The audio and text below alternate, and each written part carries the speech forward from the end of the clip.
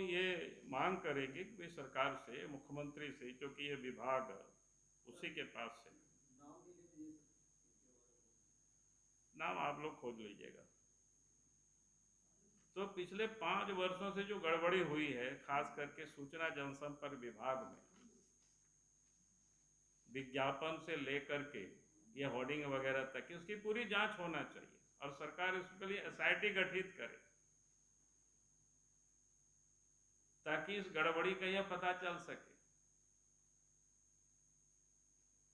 हमारे पास तो इतना भी जानकारी है, कई एक विज्ञापन ऐसे भी दिए जाते हैं, अखबार यानी कार्यक्रम हो जाता है और विज्ञापन कार्यक्रम के बाद भी दिए जाते हैं।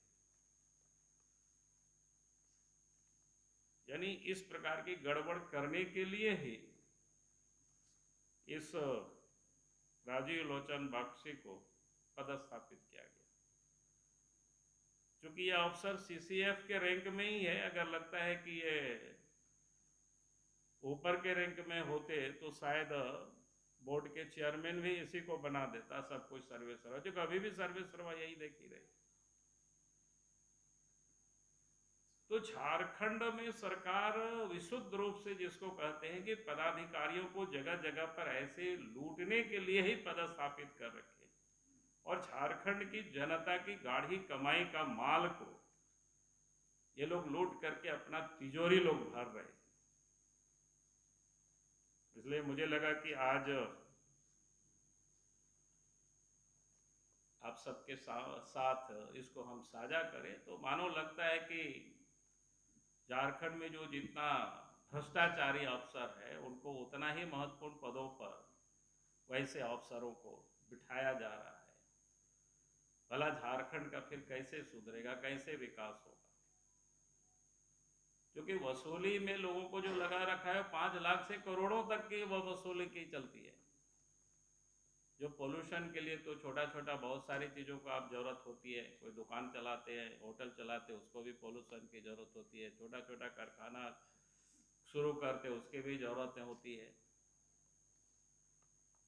तो सभी जगहों पर लोग परेशान है, कई एक जगह पर लोग शिकायत करते हैं। और इतना तक मेरे पास लोग शिकायत किया कि एक उद्यमी गया वहाँ पर, तो उनसे कहा कि साहब चुनाव में आपसे जितना उम्मीद किया गया था उतना आपने सीएम को दिया नहीं, इसलिए आपको इस क्लियरेंस के लिए 50 करोड़ लगेगा। अब इस प्रकार की जो बातें मैं सुनता हूं तब फिर लगता है कि क्या हो रहा है झारखंड में। और अखबार को भी मैनेज करते हैं, सुनते हैं कि आप सब लोगों को भी धमकाते हैं कि ये दिखाओगे तो फिर आपका विज्ञापन काट लेंगे। और जब हम समाचार भी जब देखते हैं तो उसे देख करके हमको समझ में आता है कि भाई किस प्रकार से सूचना जनसंपर्क विभाग काम करती है। हम लोग भी घूमते हैं, हम लोग भी विधानसभा में आवाज उठाते हैं, हम लोग भी बोलते हैं, तो जब देखते हैं कि न्यूज वगैरह में प्रेस वालों से बात करते हैं, यार ऐसा कहते हुआ बोला कि क्या करें, नहीं तो विज्ञापन रोक देंगे। इसलिए छापने वाला भी डरता है, दिखाने वाला भी डरता है। तो हमने कहा यार चलो हम तो बोलते ही रहेंगे, आप डरे वो डरावे, लेकिन हमारा काम है बोलते रहना। जनता के बीच भी बोलेंगे, आपके साथ भी हम शेयर करेंगे। और जब तक ऐसे भ्रष्ट अफसर बैठे रहेंगे, बैठाते रहेंगे हेमंत सोरेन जी, हम भी बोलते रहेंगे। बहुत बहुत धन्यवाद।